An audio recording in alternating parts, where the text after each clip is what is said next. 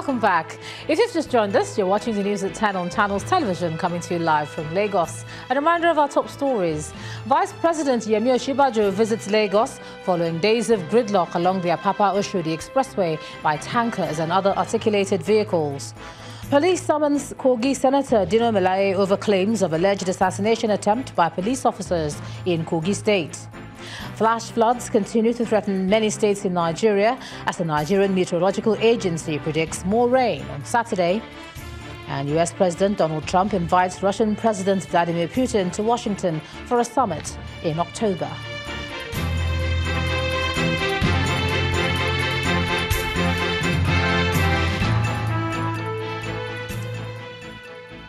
ChannelsTV.com has more information for you, and on youtube.com/channelsweb you can watch our videos.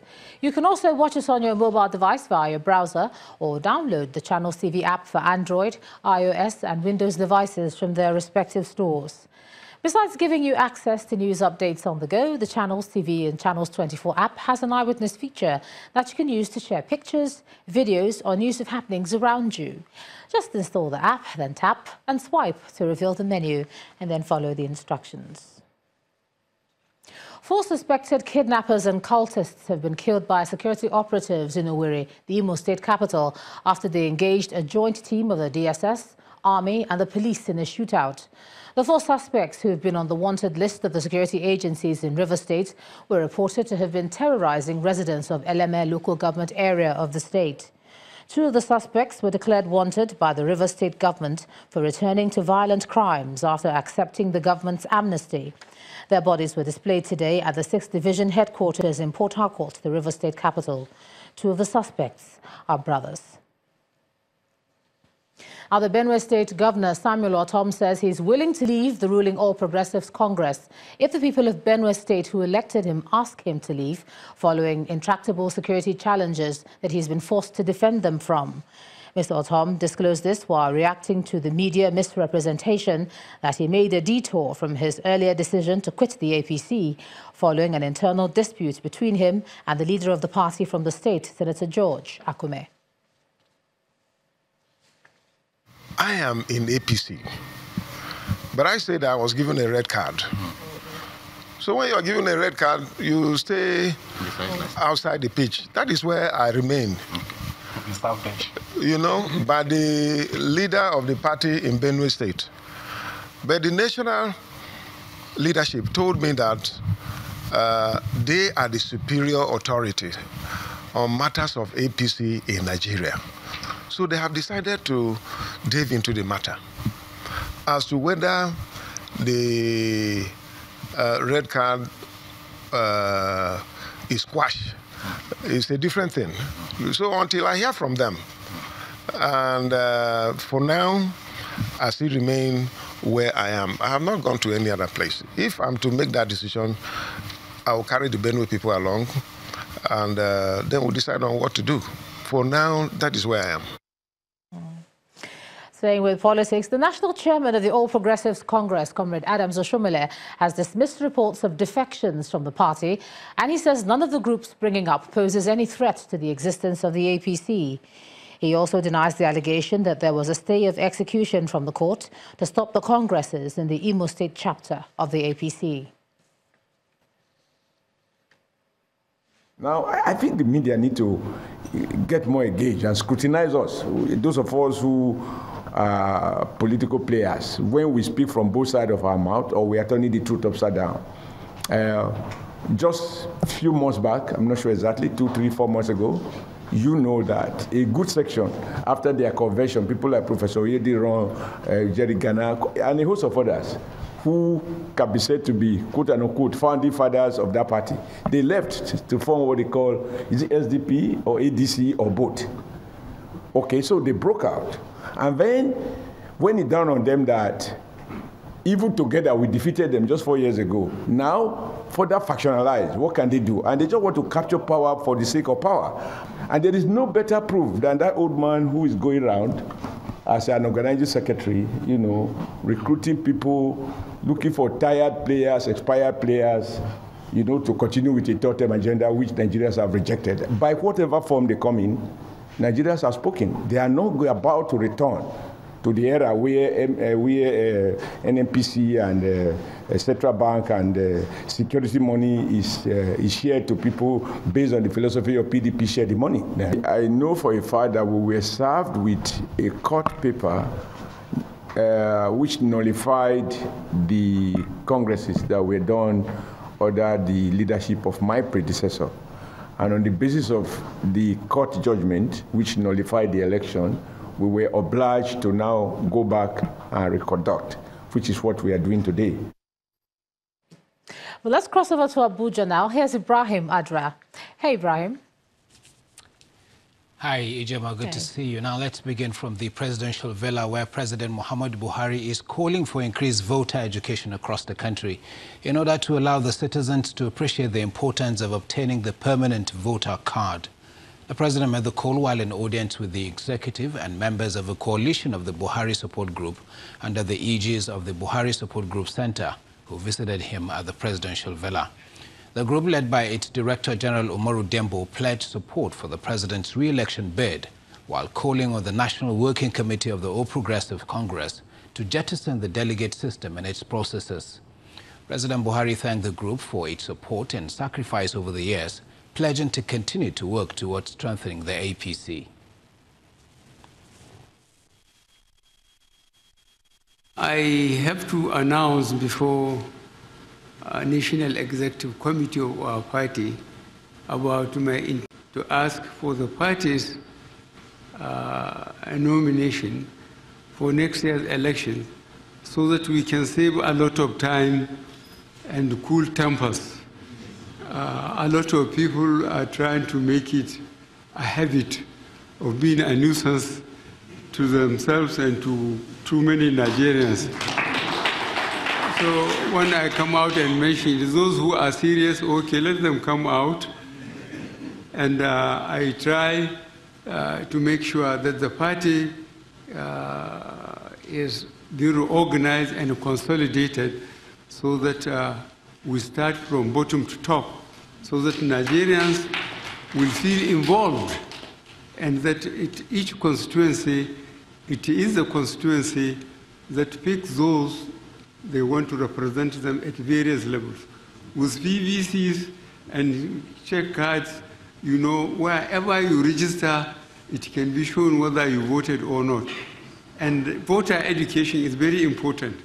Tell people this is their Nigerian card, and this is their Nigerian nationality, and they are entitled to it. They use it across party, across religion, across ethnicity. So let them take pride in their PBCs, and therefore let them keep it and use it. President Muhammadu Buhari. Now, a joint delegation of the National Democratic Institute and the International Republican Institute have expressed serious concern over the possible negative effects of insecurity and vote buying during the forthcoming general elections in 2019. Speaking against the backdrop of the just concluded governorship election in Ekiti State, the International Elections Monitoring Groups observe that open vote buying on the day of elections, if left unchecked, has a great potential to discredit the results of the 2019 general elections.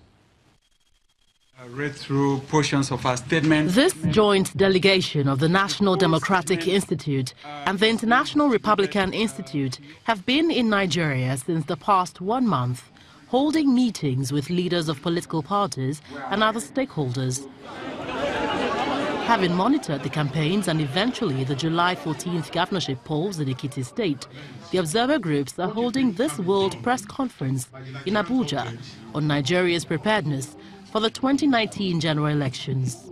Nigeria has one of the lowest levels of... Although the group is careful not to make categorical statements about the outcome of the Ekiti elections, it expresses serious concerns about how vote buying and insecurity could undermine the legitimacy of the 2019 polls.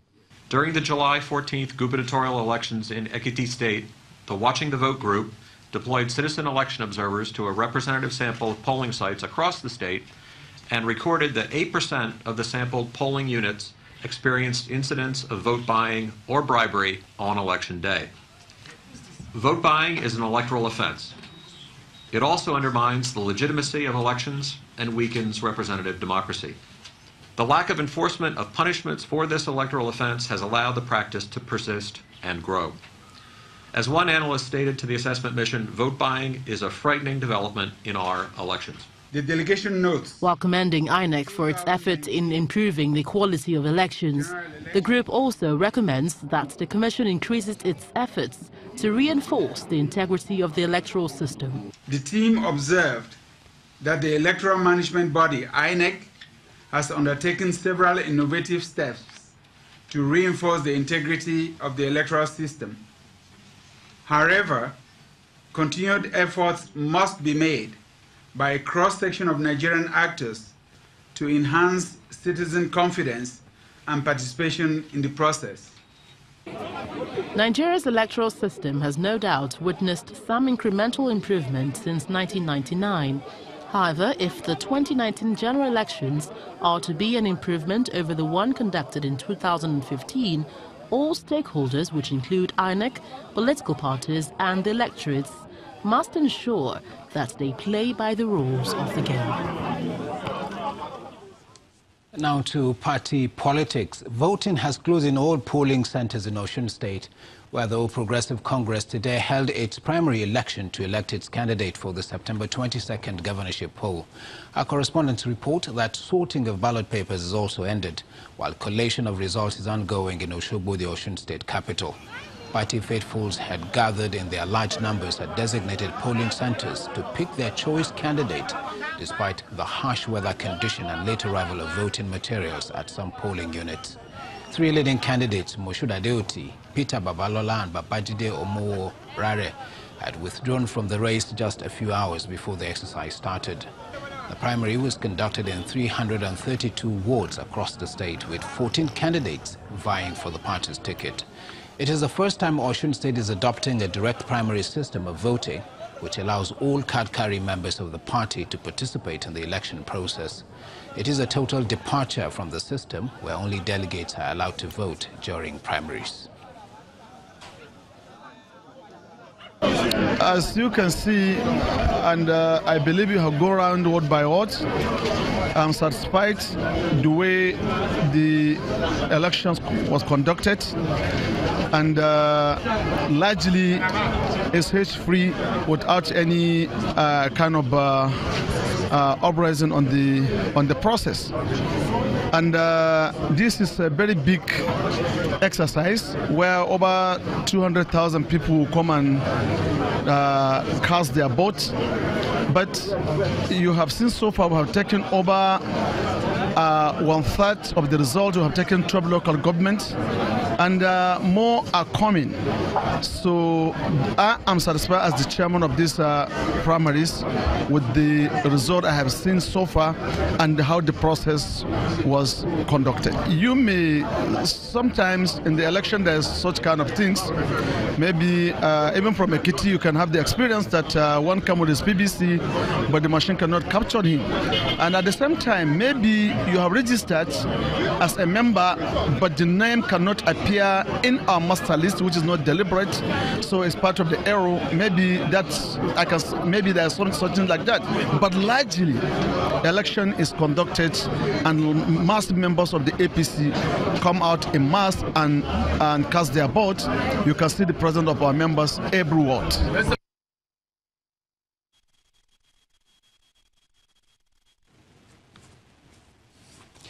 And when the news at 10 returns, Central Bank of Nigeria begins sale of the yuan following $2.5 billion currency swap deal signed by the People's Bank of China in April. Do join us again.